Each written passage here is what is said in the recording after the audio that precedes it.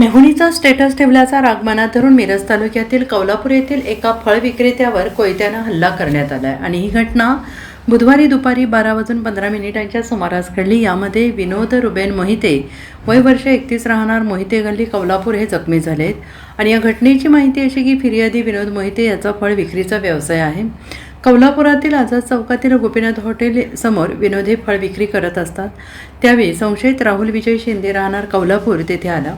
त्याच्या मेहुणीचा स्टेटस विनोद यांनी मोबाईलवर ठेवला होता आणि याचा राग आल्याने संशयित राहुल यांनी कोयत्याने विनोद यांच्या दोन्ही हातांवर कमरेवर वार करून त्याने जीवेठार मारण्याचा प्रयत्न केला आणि यानंतर संशयित राहुल तेथून निघून गेला। जखमी अवस्थेत घरी गेलेल्या विनोद यांच्या घरी संशयित अमोल मोहिते आणि अमोल भोरे यांनी जाऊन तुला बघून घेतो असं म्हणून त्याने शिवीगाळ केली, तसेच लाथाबुक्क्यांनी मारहाण केल्याचं फिर्यादीत नमूद झालं आहे। Bureau report SPN Marathi, Miraj.